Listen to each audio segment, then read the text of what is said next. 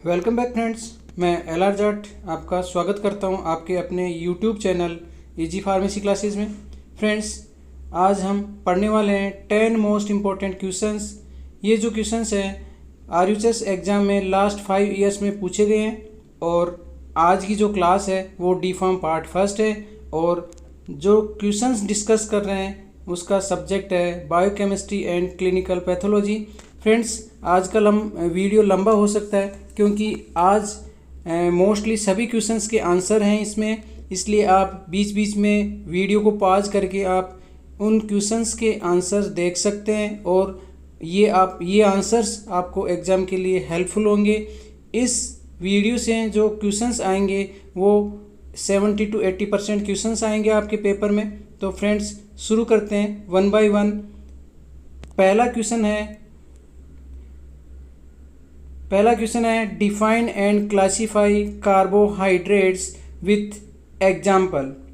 Right biological importance of sucrose and starch. ये जो question है आपको 8 मार्क्स में पूछा जाएगा और यहाँ पे आपको कार्बोहाइड्रेट की डेफिनेशन देनी होगी, क्लासिफिकेशन देना होगा और साथ में आपको सुक्रोज की बायोलॉजिकल इम्पोर्टेंस एंड स्टार्च की बायोलॉजिकल इम्पोर्टेंस लिखनी होगी। नेक्स्ट जो आपका क्वेश्चन है वो है क्वेश्चन 1B। 1B क्वेश्चन है describe how glucose is completely oxidised in aerobic condition with its energetics. Means पूछा जा रहा है कि ग्लूकोज एरोबिक कंडीशंस में कैसे ऑक्सीडाइज होता है और इसकी एनर्जेटिक्स भी लिखिए। या इस क्वेश्चन को घुमा के पूछा जा सकता है discuss various steps of glycolysis with its energetics. तो ये क्वेश्चन आपको 8 नंबर में पूछा जाएगा और ये आपको स्टेप्स में ये भी आपको सॉल्व मिल जाएगा। नेक्स्ट जो आपका क्वेश्चन है क्वेश्चन 2A वो है discuss disease related to carbohydrate metabolism. यहाँ पे आपको वो डिजीज डिस्कस करनी है जो कार्बोहाइड्रेट के मेटाबॉलिज्म से रिलेटेड है। तो फ्रेंड्स, ये भी आपको इसका भी आपको कुछ हेडलाइंस मिल जाएगी, आपको उनको डिटेल में डिस्कस कर देना।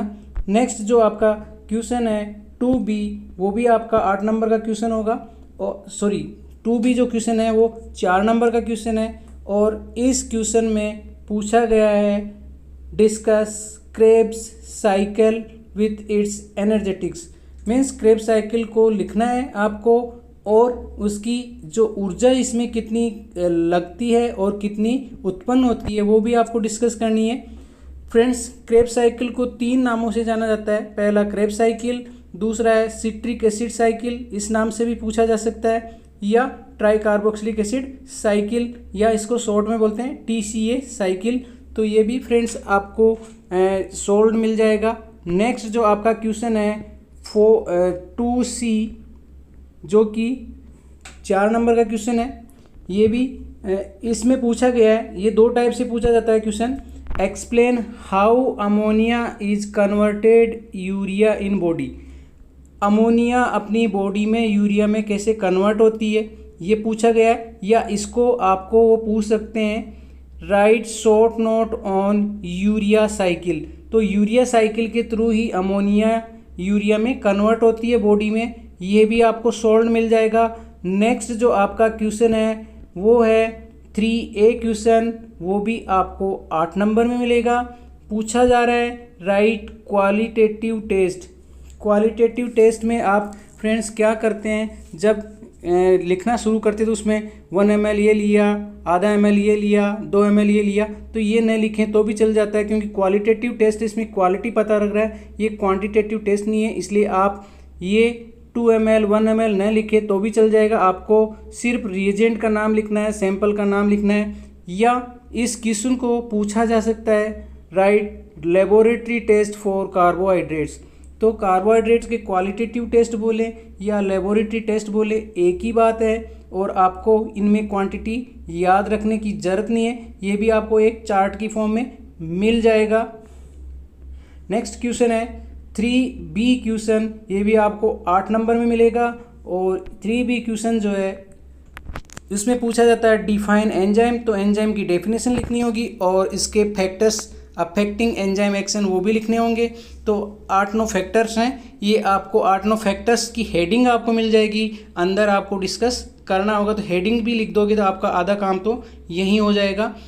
और नेक्स्ट जो क्वेश्चन है आपका वो है 4A क्वेश्चन। 4A क्वेश्चन पूछा जाता है क्लासीफाई एंजाइम। यहाँ पे एंजाइम्स का क्लासिफिकेशन लिखना होगा, तो एंजाइम्स के क्लासिफिकेशन की आपको इसको सोल्व करके दिया जा रहा है और वहाँ पे ट्रिक भी लिखी हुई है OTHLIL नाम से ट्रिक है।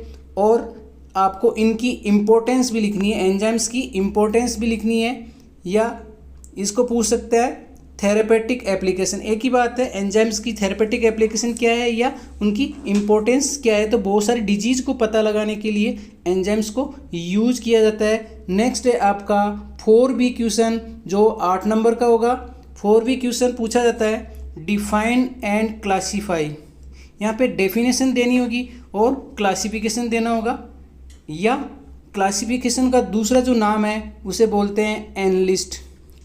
अगर एनलिस्ट के नाम से पूछे तो भी आपको वही करना है जो क्लासिफिकेशन में करते हो।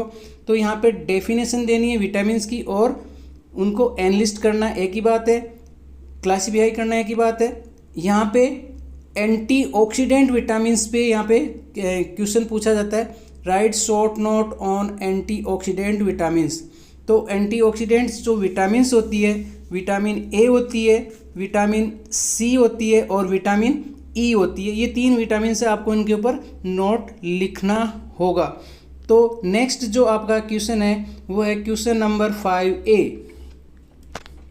5A जो क्वेश्चन है उसमें आपको पूछा जा रहा है what are simple lipids. Simple lipids क्या होते हैं, उनकी डेफिनेशन पूछी जा रही है।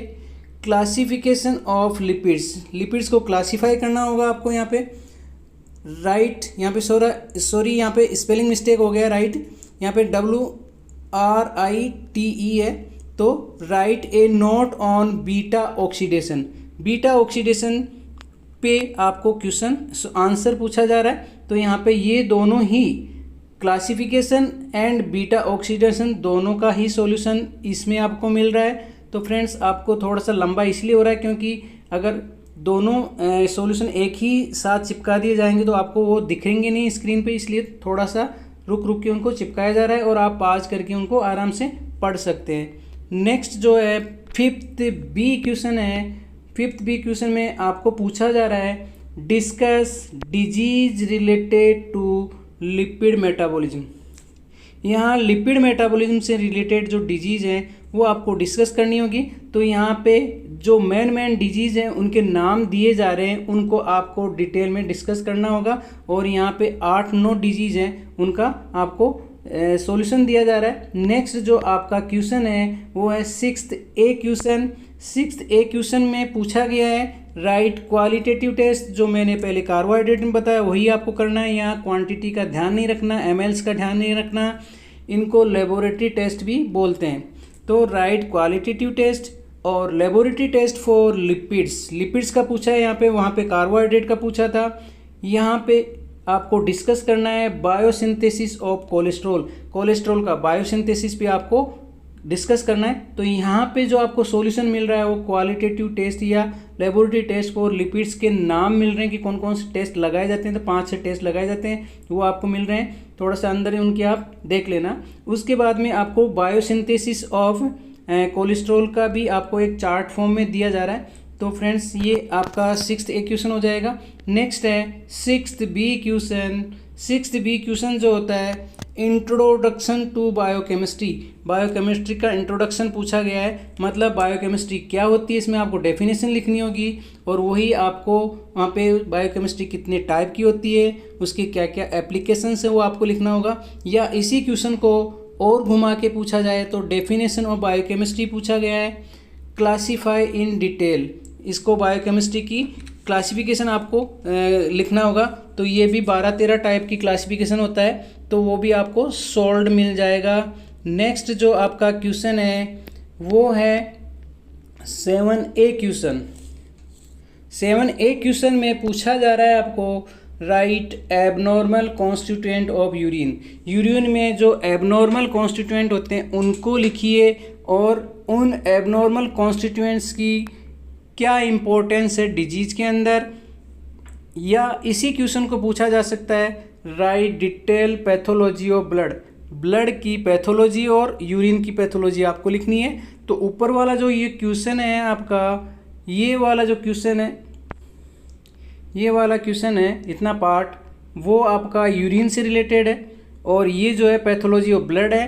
तो यहाँ पे यूरिन वाला पार्ट आपको सोल्व किया हुआ मिल रहा है। इस पार्ट में क्या सोल्व किया जा रहा है कि यूरिन के अंदर कितने एबनॉर्मल कॉन्स्टिट्यूएंट होते हैं। एबनॉर्मल मतलब जो नॉर्मल नहीं होते हैं, तो जैसे शुगर आ गया ब्लड में, ब्लड आ गया, शुगर आ गया, पस आ गया यूरिन के अंदर, ये आपको दिए जा रहे हैं। अब इनकी इम्पोर्टेंस भी पूछा जाए तो आपके ब्लड में शुगर आ रहा है तो इसकी इम्पोर्टेंस का मतलब क्या हुआ कि आपके डायबिटीज़ है। ऐसे आपके ब्लड में पस आ रहा है तो मतलब आपकी किडनी के अंदर कहीं ना कहीं डैमेज हो रखा है या इंजरी हो रखी है। ऐसे ही आपकी किडनी में कीटोन बॉडीज आ रहे हैं तो वो भी आपकी बॉडी में कीटोन बॉडीज बन रहे हैं, वो निकल रहे हैं, इसलिए ये इंपॉर्टेंस है। आप 5-7 इंपॉर्टेंस लिख लेना और इनके एबनॉर्मल कॉन्स्टिट्यूएंट भी दिए जा रहे हैं। नेक्स्ट जो आपका क्वेश्चन है वो है 7B क्वेश्चन।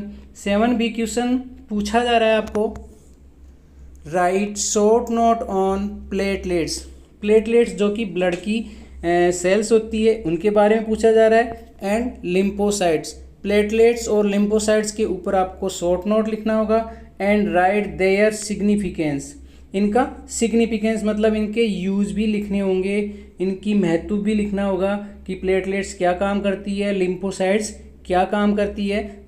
ये है आपका 7B क्वेश्चन। नेक्स्ट है आपका क्वेश्चन नंबर 8A। ये भी 8 नंबर का क्वेश्चन है।